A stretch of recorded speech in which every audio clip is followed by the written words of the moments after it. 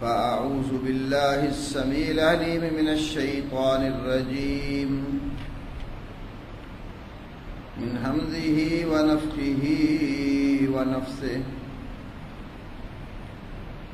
بسم الله الرحمن الرحيم ويوم يحشرهم وما يعبدون من دون الله فيقول أأنتم أضللتم عبادي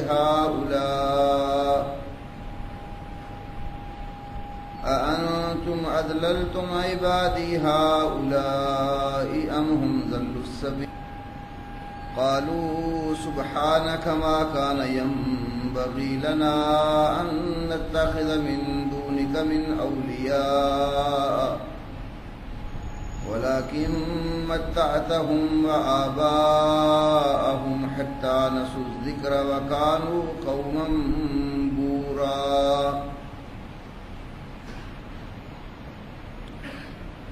فقد كذبوكم بما تقولون فما تستطيعون صرفا ولا نصرا ومن يظلم منكم نذقه عذابا كبيرا رب اشرح لي صدري ويسر لي امري واحلل عقدة من لساني يفقهوا قولي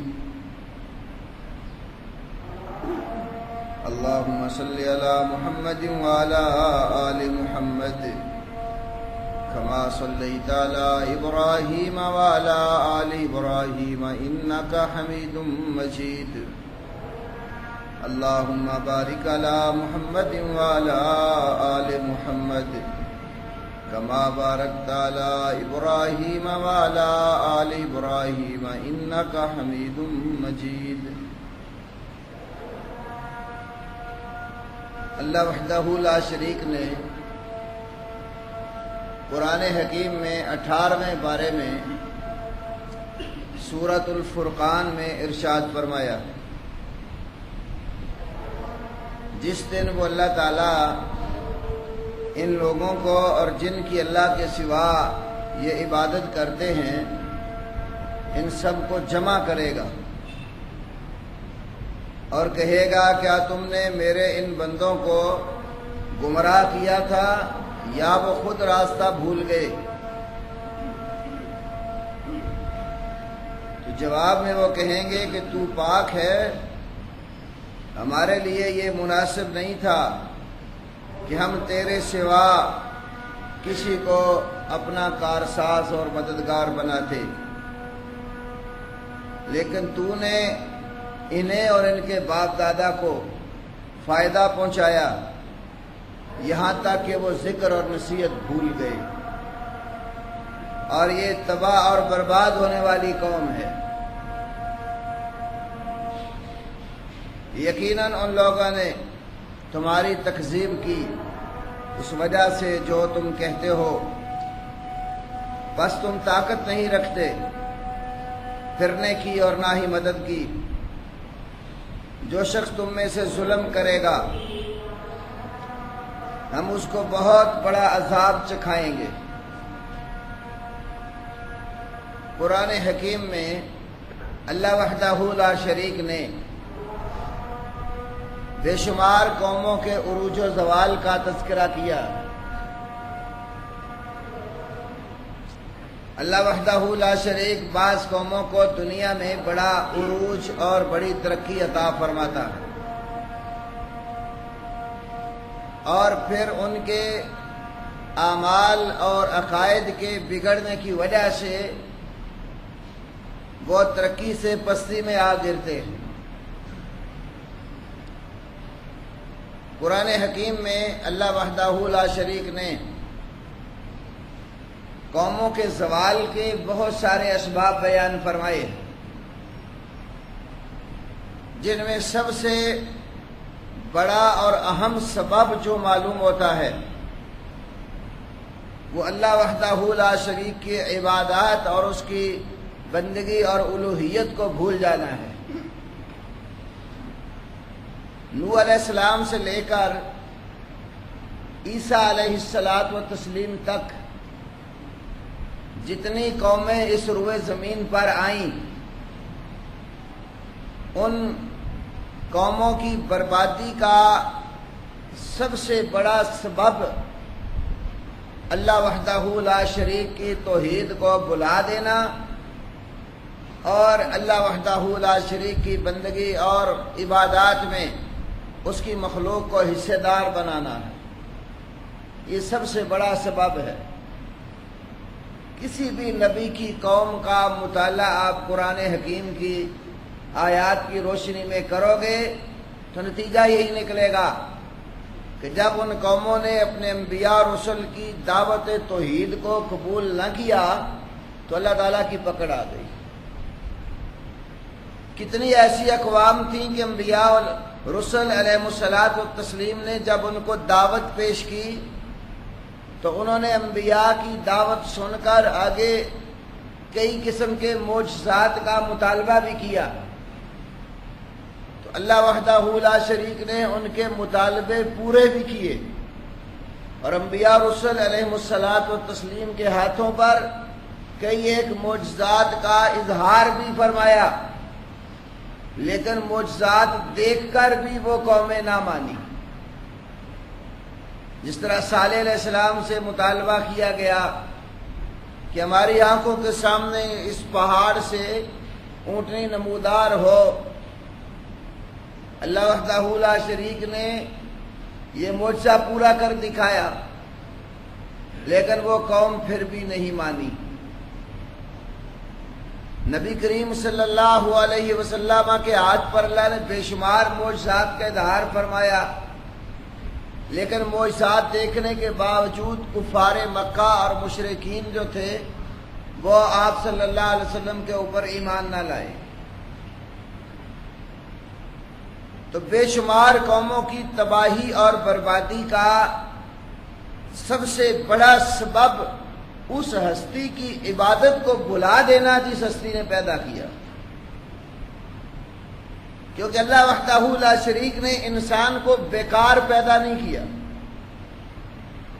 اس کی پیدائش کا مقصود یہ ہے کہ اللہ کی زمین پر رہ کر اللہ تعالیٰ کے حکم کی اطاعت اور فرما برداری کرے اور اس کے حکم کو اپنے اوپر لاگو کرے۔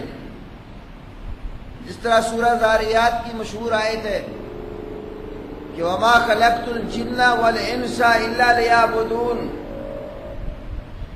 لیعبدون کی ایک تفسیر مفسرین نے یہ کی ہے لیطیعون، کہ میں نے جن اور انسانوں کو اس لیے پیدا کیا ہے کہ لیطیعون، یہ یعبدون کا معنی کیا مفسرین نے، تاکہ وہ میری اطاعت کریں، میرا حکم مانیں، جو میں کہتا ہوں اس پر چل پڑیں۔ تو بندے جب اللہ وحدہ لا شریک کا حکم نہیں مانتے اور اس کے بھیجے ہوئے احکامات کو تسلیم نہیں کرتے، اپنی من مانی اور مرضی کرتے ہیں، پھر اللہ وحدہ لا شریک کی طرف سے زوال آتا۔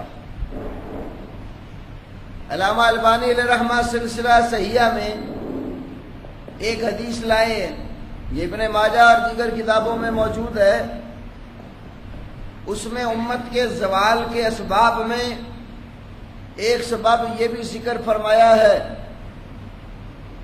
کہ جب کوئی قوم اللہ وحدہ لا شریک کے نازل کردہ حکم کے مطابق فیصلے نہ کرے، اس کی شریعت کو تسلیم نہ کرے، تو پھر اللہ وحدہ لا شریک ان پر ایسے حکمران مسلط کر دیتا ہے جو ان کی تباہی کا باعث بن جاتے۔ اور آج اللہ کے احکامات کو بھلا دینے کا ایک عذاب یہ بھی ہمارے اوپر قائم ہے۔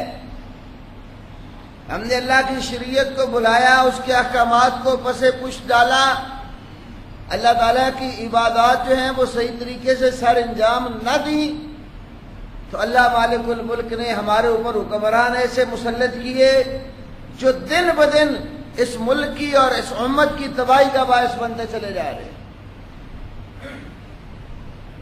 مسلمانوں کے اوپر ہر شعبے میں، ہر کام میں دن بدن مصیبت ہی مصیبت جو ہے وہ چھائے جا رہی ہے۔ کچھ ایسی اشیاء جو ہماری زندگی کا حصہ بن چکی ہے، جن کے بغیر یوں سمجھ لو آج کل انسان کا زندہ رہنا مشکل ہو رہا ہے، وہ بھی دن بدن جو کمی کا باعث ہوئے جا رہی ہیں، جن میں بالخصوص بجلی اور گیس۔ اب یہ ایک انسانی زندگی کا ایسا حصہ بن چکا ہے کہ بجلی جانے کے ساتھ ہی مصیبتیں شروع ہو جاتی ہیں۔ وہ لوگ جو دیہاتی ماحول میں رہے یا اب بھی رہ رہے ہیں، شاید انہیں بجلی کے آنے جانے سے کچھ فرق نہ پڑتا ہو، لیکن جو شہری ماحول میں لوگ بستے ہیں، جن کے گھروں کی صورتحال یہ ہے کہ بجلی ہے تو وہاں آرام ہے اور بجلی نہیں تو وہ گھر بھی جو ہے نا وہ جہنم کا ایندھن لگتے ہیں۔ 3-3 4-4 گھنٹے لگاتار لوڈ شیڈنگ، اسی طرح گیس کی لوڈ شیڈنگ، یہ اللہ وحدہ لا شریک کی طرف سے جو مصائب ہمارے اوپر چھائے ہوئے ہیں، ہمارے اپنے اعمال کا اور اللہ کی نافرمانیوں کا نتیجہ ہے، کیونکہ اللہ وحدہ لا شریک نے فرمایا ہے ظہر الفساد فی البر والبحر بما کسبت ایدی الناس، یہ پانیوں کے اندر یا خشکیوں کے اندر جو فسادات اور خرابیاں اور بگاڑ پیدا ہوتا ہے، یہ ان انسانوں کے اعمال کا نتیجہ ہے۔ تو جب کوئی قوم اپنے پیدا کرنے والے پروردگار کے حکموں کو نظر انداز کر دیتی ہے، پھر اللہ وحدہ لا شریک کی طرف سے اس قوم پر عذاب اور مصیبتیں آتی ہیں اور وہ ذلت اور رسوائی کا باعث بنتی چلی جاتی ہے۔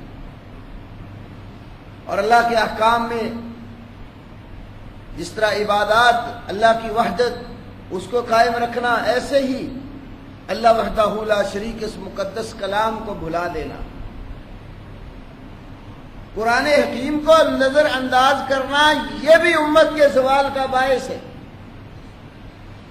صحیح مسلم میں رسول کریم صلی اللہ علیہ وسلم کا ارشاد گرامی ہے ان اللہ یرفع بہذا الکتاب اقواما ویضع بہ آخرین، بے شک اللہ تبارک و تعالیٰ اس کتاب کے ذریعے کئی قوموں کو بلند کرتا ہے، ویضع بہ آخرین، اور اس کتاب کی وجہ سے دوسری کئی قوموں کو نیچے گرا دیتا۔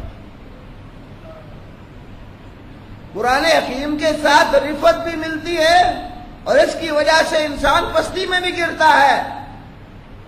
یہ رفت اور بلندی اس کو ملتی ہے جو اللہ وحدہ لا شریک کی اس کتاب کو پڑھتا ہے اور اس پر عمل کرتا ہے، اور جو کتاب سے نسبت تو قائم کرتا ہے لیکن اللہ کی کتاب کو پڑھتا نہیں ہے، اس پر عمل نہیں کرتا، اس کتاب کے باعث وہ ذلت اور رسوائی میں جا گرتا۔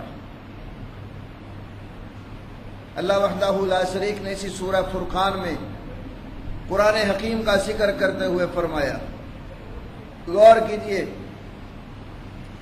اللہ وحدہ لا شریک کہتا ہے جب قیامت کا دن ہوگا تو الملک یومئذ الحق للرحمن، یہ سچی بادشاہت اس دن رحمان کی ہی ہوگی۔ وَكَانَ يَوْمًا عَلَى الْكَافِرِينَ عَسِيرًا، قیامت کا دن کافروں پر بڑا تنگ دست ہوگا، بڑی مصیبت کا باعث ہوگا۔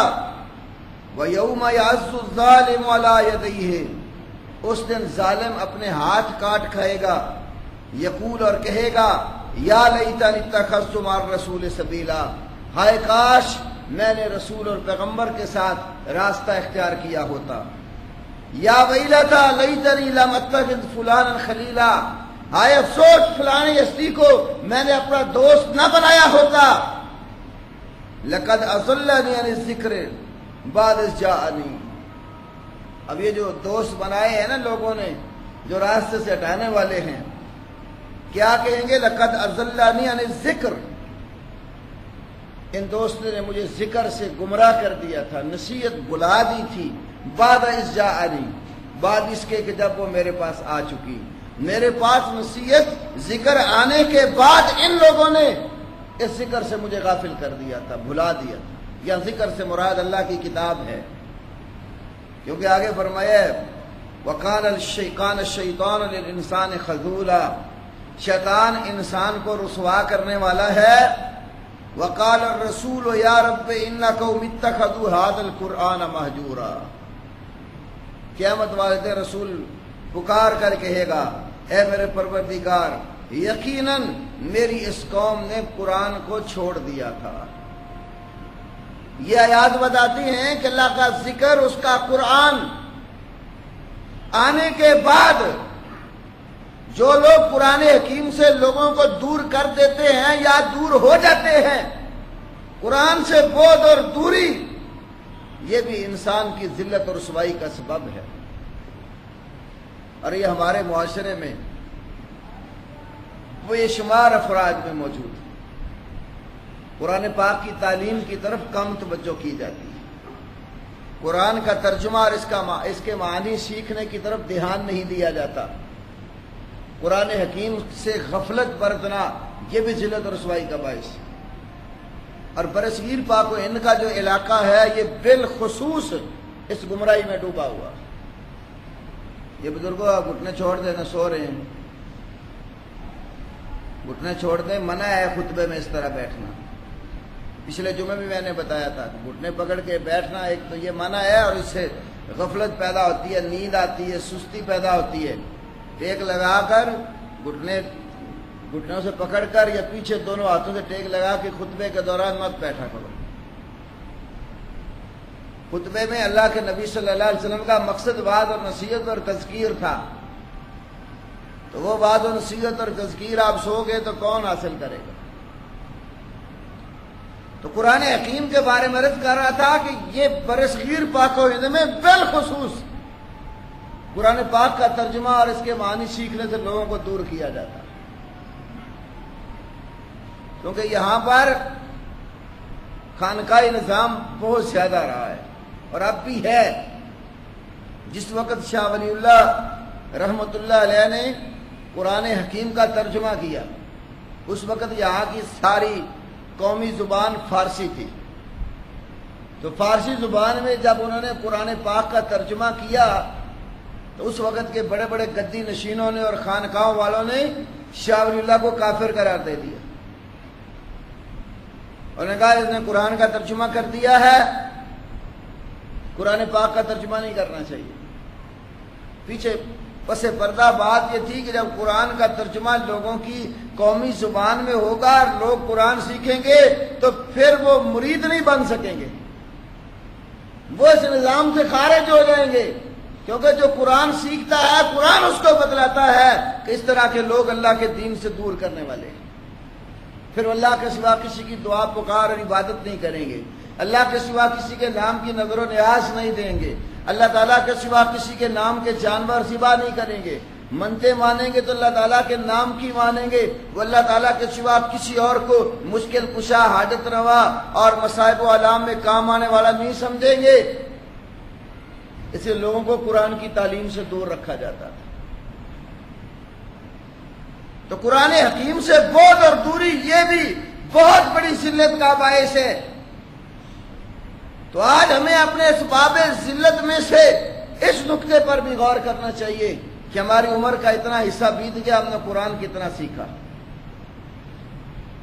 ہر بزرگ، بوڑھا، بچہ، جوان ذرا اس بات پر غور کرے کہ میری عمر کا حصہ 44 سال، کسی کا 50 سال، کسی کا 60 سال، کسی کا 20-30 سال حصہ بیت گیا، ہم نے قرآن کتنا سیکھا۔ جب ہم اپنے اکابر کو دیکھتے نا، صحابہ کو، تابعین کو، ائمہ حدیث و فقہا کو، وہ ہمیں 8-8، 9-9، 10 سال کی عمر میں قرآن کے حفاظ اور عالم ملتے، 15-16 سال کی عمر میں وہ فتوے کی مسند پر بیٹھ جاتے تھے، باقاعدہ قرآن تفسیر سے پڑھا رہے ہوتے تھے، حدیث کی روایت کر رہے ہوتے تھے۔ تو کیا آج یہ صورتحال ہے؟ ہم نے کبھی غور کیا کہ ہم نے قرآن کتنا سیکھا؟ اگر پچھلی زندگی گزر گئی ہے تو اس پر اللہ سے توبہ استغفار کر کے آج سے ہی شروع کر دو۔ کیا ہمارے ہاں قرآن سیکھنے کے اسباب کی کوئی کمی ہے؟ علماء اور قراء بھی مساجد میں موجود ہیں، اور جدید جتنا نظام آ گیا ہے اس نظام کے اندر بھی قرآن کی تعلیم کے بے شمار اسباب ہیں۔ بڑے بڑے اکابر علماء کی تفسیر اور حدیث کے اوپر مشتمل کیسٹیں مل جاتی ہیں، سی ڈیز میسر ہیں، نیٹ کے اوپر باقاعدہ پڑھانے والے علماء موجود ہیں۔ اگر کسی کو اتنی مجبوری ہے کہ رات کو یا دن کو وقت نہیں نکال کے مسجد یا کسی عالم کے پاس بیٹھ سکتا، گھر میں بیٹھ کر بھی سیکھ سکتا۔ بہت سارے علماء ہیں جو نیٹ کے اوپر پڑھاتے ہیں، بیٹھے یہاں ہوتے ہیں اور دنیا کے مختلف کونوں میں لوگ پڑھ رہے ہوتے ہیں۔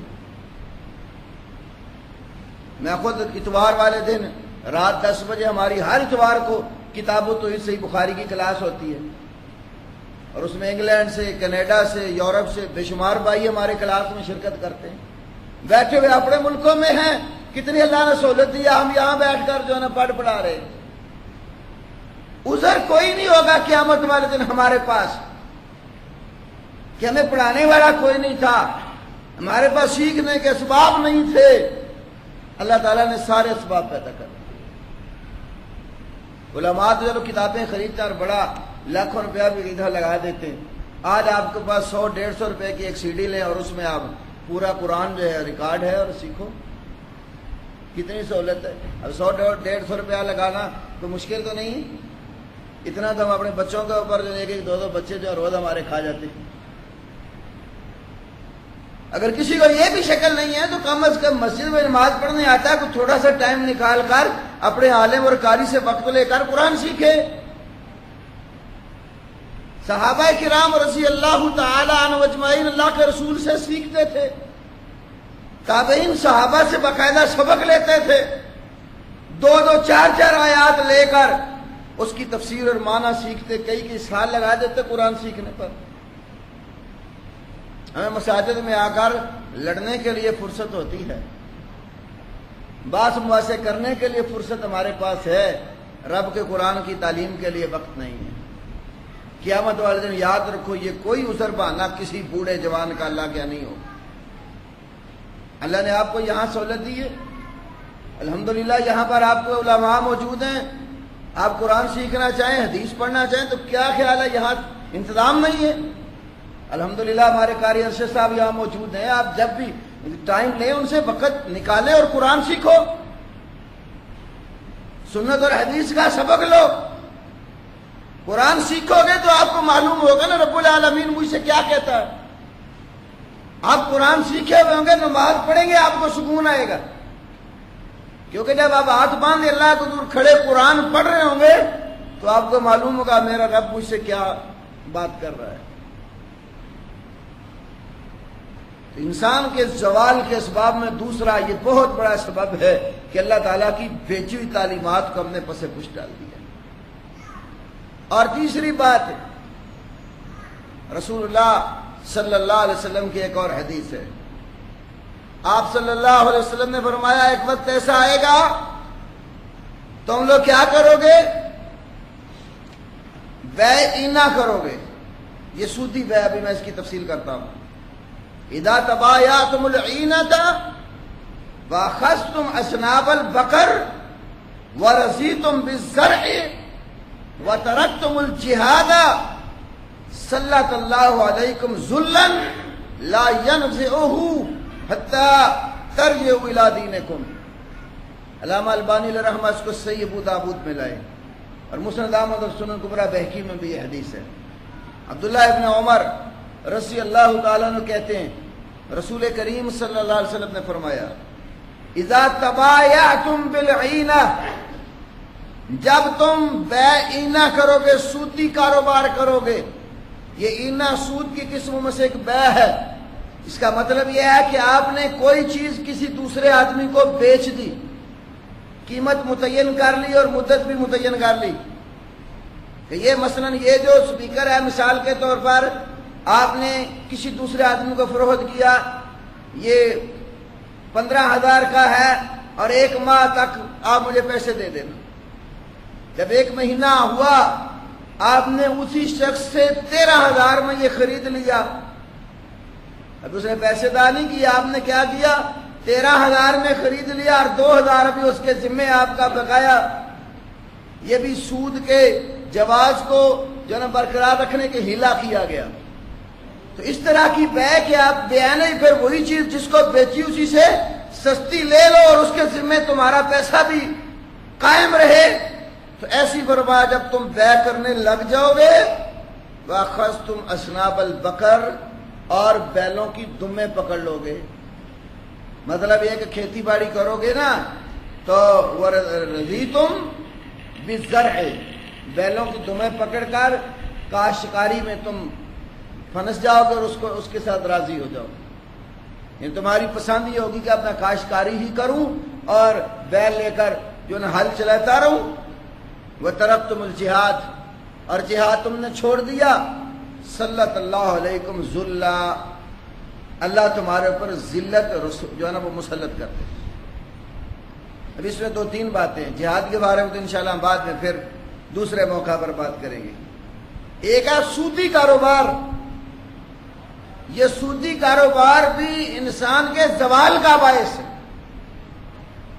اور ہم نے اپنی آنکھوں سے سود خوروں کو ذلیل ہوتے دیکھا ہے. آپ دور نہ جائیں. یہ قریب دور میں دبئی کے حالات کا مطالعہ کر لیں. ایک وقت تھا کہ پوری دنیا کی توجہ کاروبار کے لیے دبئی کی طرف مرکوز تھی اور ایئرپورٹ کے اوپر کوئی شخص دبئی میں اترتا اس کو لگتا جیسے ساری دنیا یہاں ہے. اتنا رش, طیارے اتر رہے ہیں جا رہے ہیں, پتہ ہی نہیں چلتا تھا کتنے آ رہے ہیں اور کتنے جا رہے ہیں. اور ان کا بہت سارا نظام بینکاری کے اوپر. بینک لوگوں کو سود دے رہا ہے, پیسہ دے رہا ہے, قرضے دے رہا ہے سود کے اوپر, گاڑیاں دے رہا ہے سود کے اوپر, اور لوگ سود میں پھنسے ہوئے. پھر وہ وقت آیا بڑے بڑے بینکوں کا دیوالیہ ہو گیا. ایک بینک نے 70-80 ہزار افراد مارے کیے اور جن لوگوں نے بینکوں سے قرضے لیے ہوئے تھے, گاڑیاں لی ہوئی تھیں, جیسے ہی داؤ لگا گاڑیاں ایئرپورٹ پر کھڑی کی اور اپنے ملکوں کو بھاگ گئے.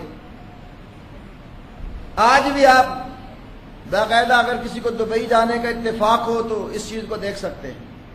میں نے اپنی آنکھوں سے کتنی بے شمار گاڑیاں وہاں کھڑی دیکھی جن کا کوئی والی وارث نہیں ہے. جن لوگوں نے بینکوں سے لی تھی, بینکوں کے بعد جگہ نہیں ہے, ان کو کہاں سنبھالیں, مجھے ایئرپورٹ پر کھڑی ہیں ادھر ہی کھڑی ہیں. اسی طرح یورپ کے اندر بے شمار بینک دیوالیہ ہوئے کہ سارا نظام سود پر, اللہ اور اس کے رسول کی نافرمانی پر. اور ہمارے لوگ بھی سود کی جان نہیں چھوڑتے. اللہ نے حلال تجارت کے اندر برکت رکھی ہے, سود میں برکت نہیں ہے.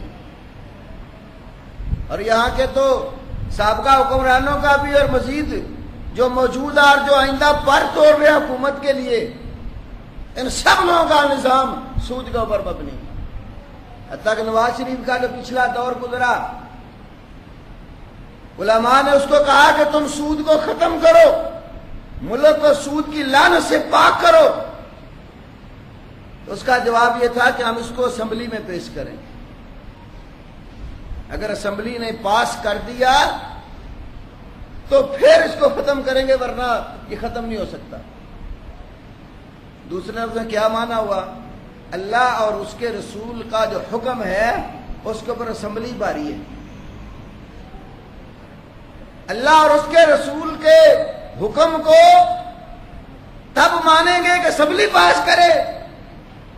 اس کا معنی یہ ہوا کہ اسمبلی میں بیٹھے ہوئے لوگ وہ اللہ اور اس کے رسول کے قانون پر حاوی ہے اور قرآن اور سنت ان کا محتاج ہے.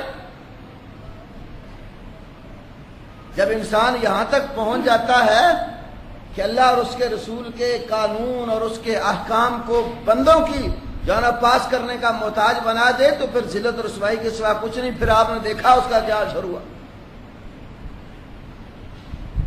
اور جتنے حکمران آئے ہیں سابقہ گزر چکے ہیں, سب کی ذلت اور رسوائی ہوئی ہے. کوئی ایسا نہیں ہے جو یہاں سے بڑے اچھے طریقے سے گیا ہو.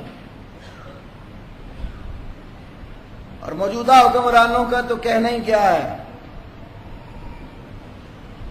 زندگی کے 4 دن اور نصیب ہو گئے تو جو کچھ ملک رہتا ہے وہ بھی فروخت کر کے بھاگ جائیں گے۔ یہ سب کچھ اللہ اور اس کے رسول کے احکام کی نافرمانی اور سود جیسے کبیرہ گناہ کا ارتکاب اور اس کو چھوڑنا نہیں ہے۔ آپ جانتے ہیں اللہ کے رسول صلی اللہ علیہ وسلم نے فرمایا ہے کہ سود کا 1 روپیہ، سود کا 1 روپیہ کھانے کا اتنا گناہ ہے، ایسرها ان ينكح الرجل امه،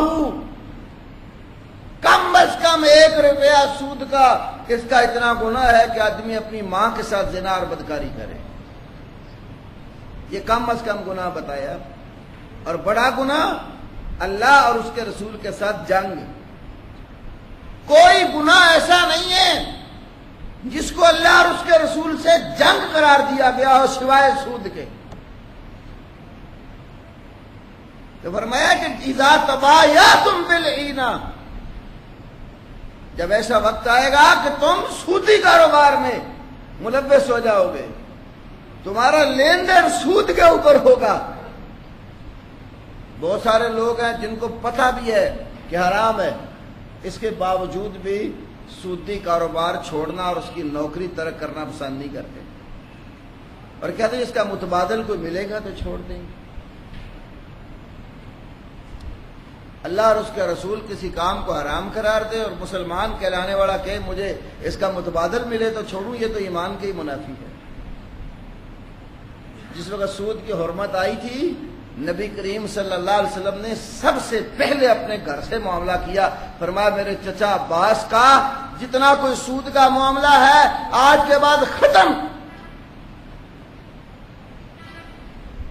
کوئی کسی سے اب سود وصول نہیں ہوگا۔ حرمت آتے ہی پہلے اعلان کیا تاکہ کوئی یہ نہ کہ آپ کا چچا عباس تو سودی کام میں ملوث ہے اور آپ ہمیں کہہ رہے، سب سے پہلے گھر سے خاتمہ کیا۔ اور صحابہ کا ایمان یہ تھا جب اللہ اور اس کے رسول کی طرف سے کسی کام کی ممانعت آ جاتی پھر آگے کوئی ہیلے پانے کا سوال نہیں ہوتا تھا، اسی وقت ختم۔ جیسے دیکھیں شراب کی حرمت جب آئی تو بخاری میں حدیث ہے صحابہ نے جو ہی اس کی حرمت کا حکم سنا مٹکے تھے گھروں میں شراب کو اٹھا کے گلیوں میں پھینک دیے، اور یوں لگتا تھا جیسے مدینے کی گلیوں میں سیلاب آ گیا۔ تو ایمان کی حالت انسان کی یہ ہو جب پتہ چل جائے کہ یہ چیز حرام ہے، اللہ اور اس کے رسول نے اس کا منع کیا ہے، تو فوراً اس کو ترک کرے اور اللہ اور اس کے رسول نے جو حلال چیزیں بتائی ہیں ان کی طرف رخ کرے۔ حلال کا ایک لقمہ سود کے کروڑوں اور لاکھوں روپے سے افضل ہے، کیونکہ اللہ کے نبی کا فرمان ہے لا يدخل الجنۃ جسد غذی بالحرام۔ مسلم وغیرہ میں حدیث ہے کہ جس جسم کو حرام کی غذا دی گئی وہ جنت میں داخل نہیں ہوگا۔ اور دوسری بات فرمائی وَأَخَذْتُمْ أَذْنَابَ الْبَقَرِ وَرَضِيتُمْ بِالزَّرْعِ، کہ بیلوں کی دمیں پکڑ کر تم کاشتکاری کے ساتھ جو ہے وہ خوش ہو گئے، رضامند ہو گئے اور جہاد فی سبیل اللہ چھوڑ دیا۔ معلوم ہوتا ہے دنیا کو دین پر، جہاد فی سبیل اللہ پر ترجیح دینا یہ بھی ذلت کا سبب ہے، کیونکہ جب انسان کا مرنے کو دل نہ کرے اور دنیا سے محبت لگا لے پھر ذلیل ہوتا ہے۔ دوسری حدیث ہے نا اللہ کے رسول صلی اللہ علیہ وسلم کی، ابو داود میں اور مسند احمد میں حضرت ثوبان رضی اللہ تعالیٰ عنہ بیان کرتے ہیں، مشہور حدیث ہے، فرمایا ایک وقت آئے گا کافر قومیں تمہارے اوپر اس طرح ٹوٹ پڑیں گی جیسے کھانا کھانے والے دسترخوان پر ٹوٹ پڑتے، اور اللہ وحدہ لا شریک دشمن کے سینوں سے تمہارا رعب نکال چکا ہوگا اور تمہارے اندر وہن اور کمزوری پیدا ہو چکی ہوگی۔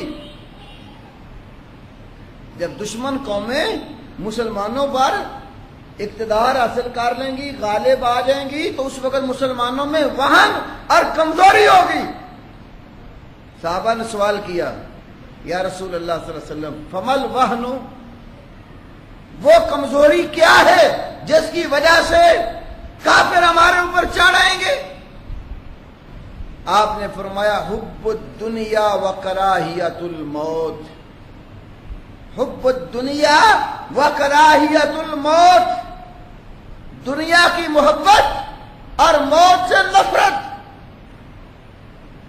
جب دنیا کی محبت تمہارے اندر آ جائے گی، موت سے نفرت پیدا ہو جائے گی، مرنے کو دل نہیں کرے گا، پھر کافر قوتیں تمہارے اوپر غالب آ جائیں گی۔ اور آج بالکل امت کے بیشتر افراد کی یہی حالت ہے، دنیا سے محبت، مرنے کو جی نہیں چاہتا، اور دنیا کی خاطر دن رات انسان محنت کرتا ہے، نہ اس کو کوئی اپنی عبادات کی فکر، نہ اپنے معاملات کے درست رکھنے کی کوئی فکر، اصول دنیا میں دن رات ایک کیے ہوئے۔ دین کے لیے اگر کسی کو کہنا اس بچے کو مثلا کسی جامعہ میں داخل کروا دو دین پڑھے، تو انسان بہت سوچنے دور رہتا ہے۔ اور اگر کہا جائے کہ اس کے لیے یورپ کا ویزا مل رہا ہے تو آپ اس کو بھیج دیں، گھر بھی بیچنا پڑے، بیچ کر پیسے اکٹھے کر کے ویزے کے لیے دے دیں گے، کیونکہ ان کو پتا ہے کہ یورپ جائے گا، کمائی کرے گا تو ایک گھر کا کئی گھر کوٹھیاں بنا لیں گے، یہ تصور ہے۔ دین کی بات کریں تو لینے کی وجہ کہیں گے دینا پڑے گا۔ تو دین کے لیے انسان اتنی فکر نہیں کرتا جتنی دنیا کے لیے کرتا ہے۔ دنیا کمانے کے لیے گھر بیچنا پڑے، زمینیں فروخت کرنی پڑے، سب کچھ داؤ پہ لگا دے گا، کیونکہ وہ دنیا کی محبت اندر داخل ہو چکی ہے۔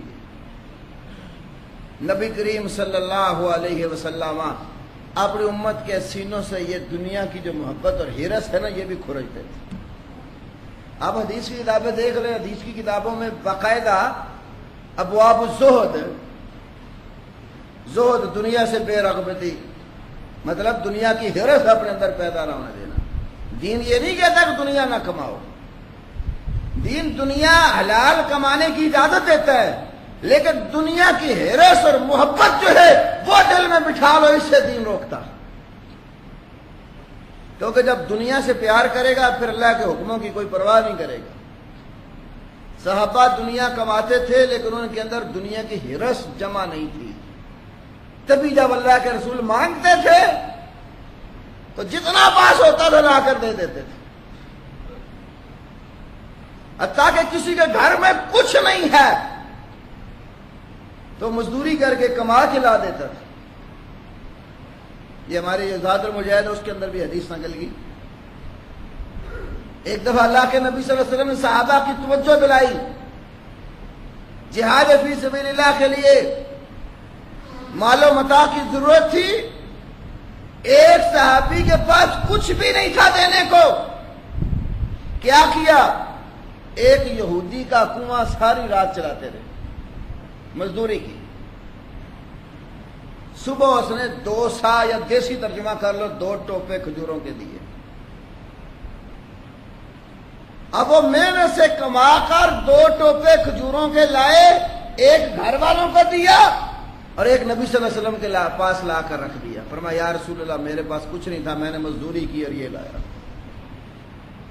جو صحابہ نے مال دیا ہوا تھا جمع شدہ ڈھیر پر، اللہ کے رسول صلی اللہ علیہ وسلم نے وہ ایک ٹوپا صحابی کی کھجوروں کا بکھیر دیا پورے ڈھیر پر، اور فرمایا افضل الصدقہ الجہد المقل، سب سے افضل صدقہ وہ ہے جو انسان محنت کر کے کمائی کر کے لا کر دے۔ ان کے اندر یہ محبت تھی دین کی، دنیا کماتے تھے، اپنی ضرورت پوری کرتے تھے، لیکن دنیا کو دل میں بٹھایا ہوا نہیں تھا۔ آج یہ بھی ایک بہت بڑا ذلت اور رسوائی کا باعث ہے، ہر انسان کو اپنی پڑی ہے، حتیٰ کہ حکمران طبقے نے تو اپنے مسلمان بھائیوں کو کافروں کے ہاتھوں بیچنے سے بھی گریز نہیں کیا۔ دنیا کی خاطر ڈالر وصول کر کے مسلمان پکڑ پکڑ کر کافروں کو دے دیے۔ اتنی ہرس اور ہوس دنیا کی پڑی ہے، اپنے مسلمان بھائی کو بھی بیچنے سے باز نہیں آئے۔ حالانکہ مسلمان فرمایا جو حقیقی مسلمان ہے المسلم اخو المسلم لا یظلمہ ولا یسلمہ، اور میں مسلمان کا بھائی ہے، اپنے بھائی پر نہ ظلم کرتا ہے نہ اس کو کسی دشمن کے حوالے کرتا، وہ اس کی اخوت کا پورا خیال کرتا۔ قرآن نے کہا یوسرون علی انفسہم ولو کان بہم خصاصہ، وہ اپنے بھائیوں کو اپنی ذات پر ترجیح دیتے ہیں، اگر کہ خود بھوکے اور پیاسے ہوں، خود حاجت میں ڈوبے ہوئے ہوں، وہ اپنے بھائی کی ضرورت کا پہلے خیال کرتے ہیں۔ مجھے ایک حدیث یاد آئی اس موقع پر، صحیح ابن حبان میں نے حدیث پڑھی، رسول اللہ صلی اللہ علیہ وسلم کے پاس جب غنیمتوں کا مال بہت زیادہ آ گیا، حضرت علی نے حضرت فاطمہ رضی اللہ عنہما سے کہا کہ تم گھر کا کام کاج کر کر کے تھک جاتی ہو، خود ہی چکی پیستی تھی، پانی بھی لانا پڑے تو ڈھو کر لاتی تھی، گھر کے کام کاج کرتی تھی۔ تو علی کہنے لگے فاطمہ بڑی محنت کرتی ہو، گھر کے کام کاج کر کر کے تھک جاتی ہو، اب تو آپ کے بابا کے پاس اللہ نے غنیمتوں کا مال بہت دیا اور آپ بانٹ رہے ہیں صحابہ میں، تم بھی جاؤ اور جا کر اللہ کے رسول سے کہہ دو کہ یا رسول اللہ مجھے بھی ایک غلام خدمت کے لیے عطا کر۔ نبی کریم صلی اللہ علیہ وسلم کے پاس جب خاتون جنت سیدہ فاطمہ الزہرا رضی اللہ تعالی عنہا گئیں اور کہا کہ ابا جان اب تو آپ کے پاس غنیمتوں کا مال بہت آ گیا ہے، میں بھی گھر میں کام کاج کر کر کے تھک جاتی ہوں، مجھے خدمت کے لیے ایک غلام دے دیجیے۔ نبی کریم صلی اللہ علیہ وسلم نے فرمایا فاطمہ اگر تم کام کاج کر کے تھک جاتی ہو نا تو رات سونے سے پہلے 33 مرتبہ سبحان اللہ الحمدللہ اور 34 بار اللہ اکبر پڑھ کے سو جایا کرنا، اللہ تیری تھکاوٹ دور کر دے گا۔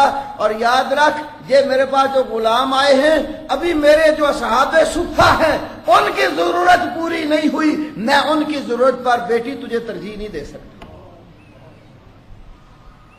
بیٹی کو غلام نہیں دیا، اپنے غریب صحابہ جو صفہ پر بیٹھ کر چبوترے پر بیٹھ کر مسجد نبوی میں دین سیکھنے والے لوگ تھے، پہلے ان کی ضرورت کا خیال کیا۔ آج ہے کوئی ایسا ہم میں سے جو اپنی اولاد پر اور اپنی جان پر اپنے دین کو اور دین والوں کو ترجیح دیتا ہو، ضرورت مندوں کا خیال پہلے کرتا ہو، اپنا خیال بعد میں کرتا ہو؟ ہمارے اندر یہ کمزوری آ گئی کہ ہم نے دنیا کی حرص کو سب سے آگے رکھ لیا اور دین کو پس پش ڈالتا ہے۔ تو اللہ کے نبی نے فرمایا کہ جب تم بیلوں کی دمیں پکڑ لو گے وَرَضِيتُمْ بِالزَّرْعِ کاشتکاری کرنے کے ساتھ راضی ہو جاؤ گے، وَتَرَكْتُمُ الْجِهَادَ اور جہاد فی سبیل اللہ چھوڑ دو گے، سَلَّطَ اللَّهُ عَلَيْكُمْ ذُلًّا اللہ تمہارے پر ذلت کو مسلط کر دے گا۔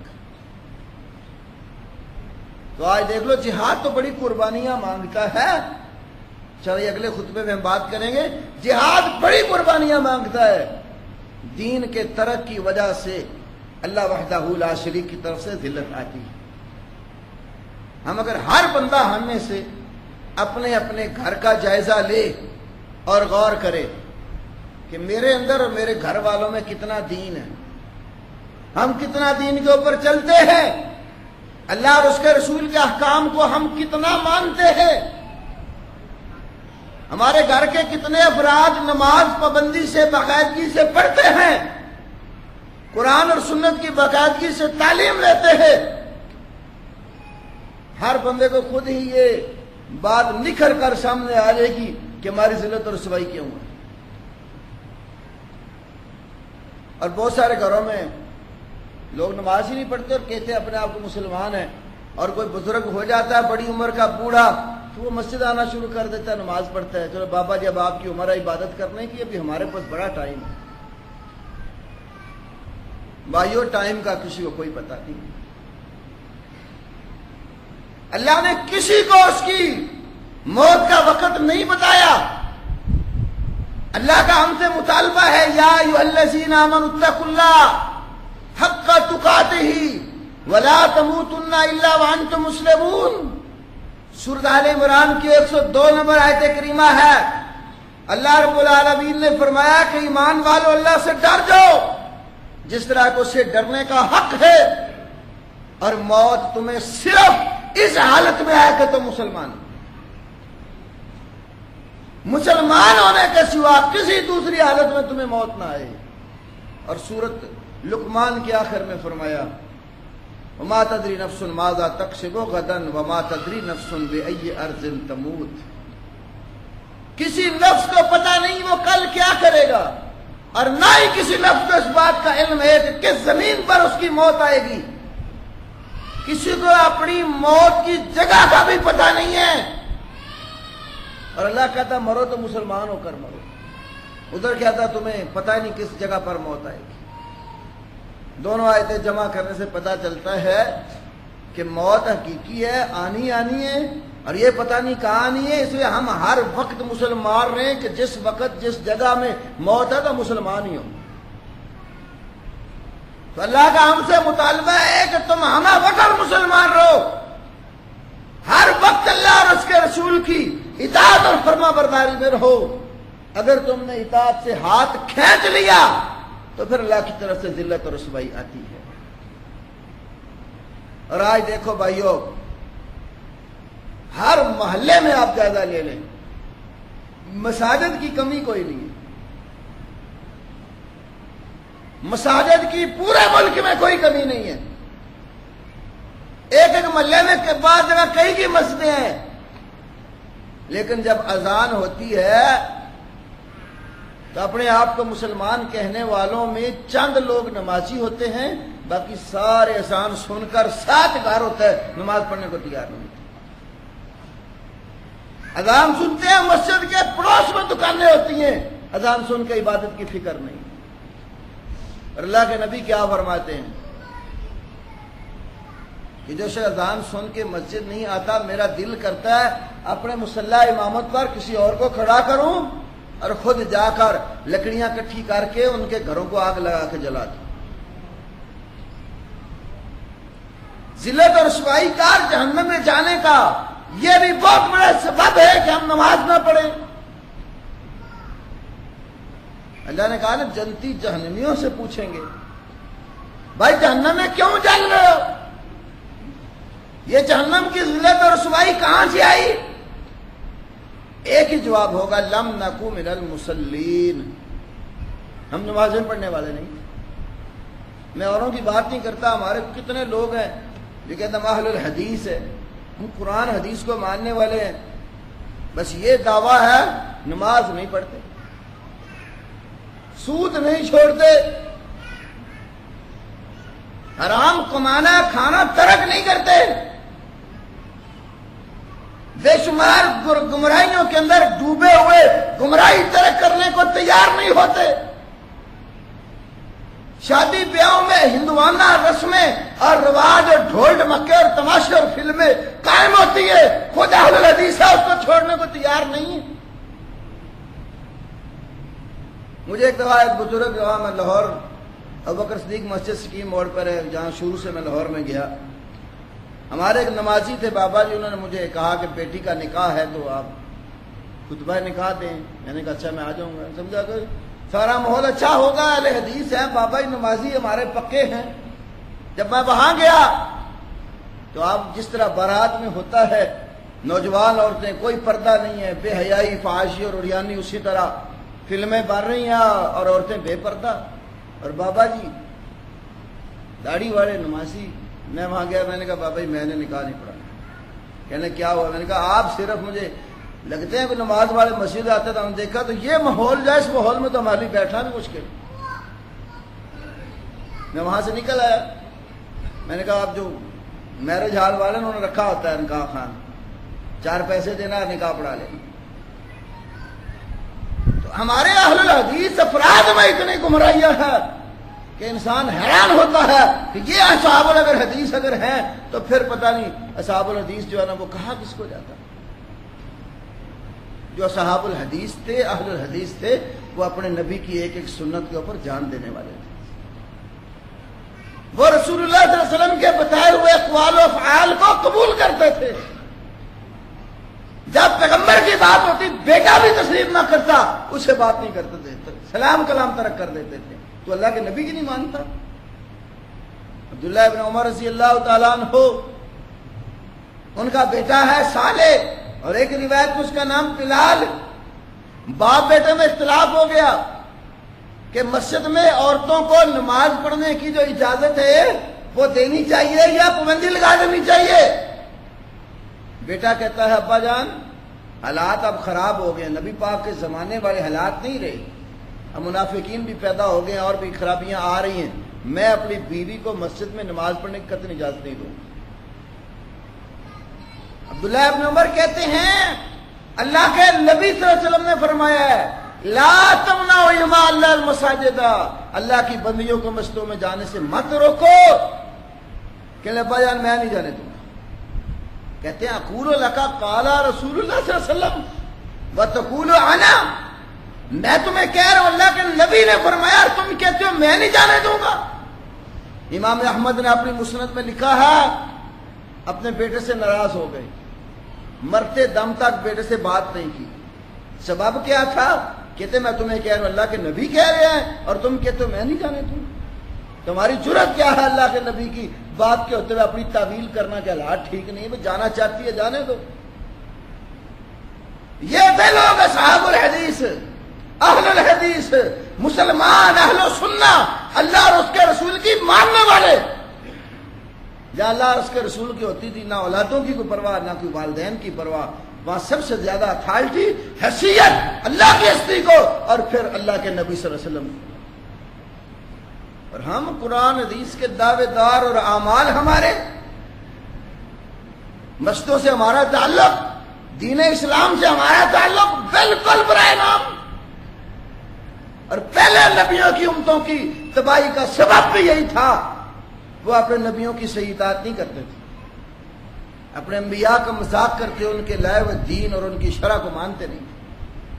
اللہ ڈھیل دیتا گیا, پیغمبر کی دعوت کا جب کام پورا ہو جاتا قوم نہ ماننے والی کے اوپر اللہ کا عذاب آ جاتا.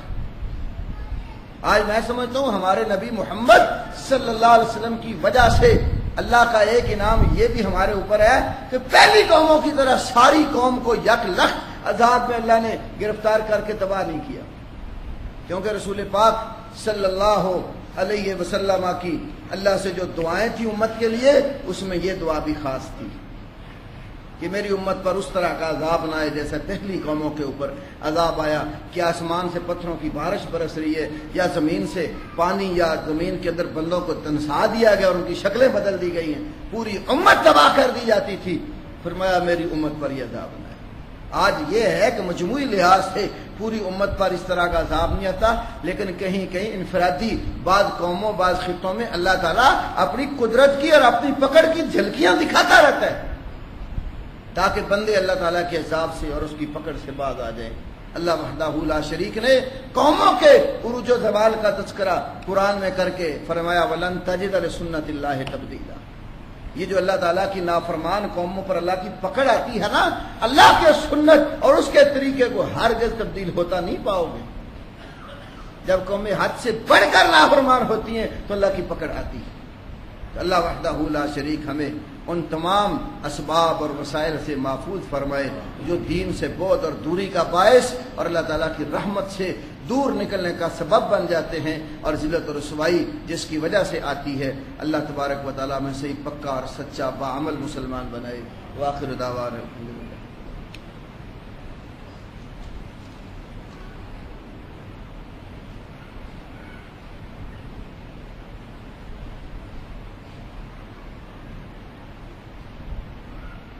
ان الحمد لله نحمده ونستعينه ونستغفره ونعوذ بالله من شرور انفسنا ومن سيئات اعمالنا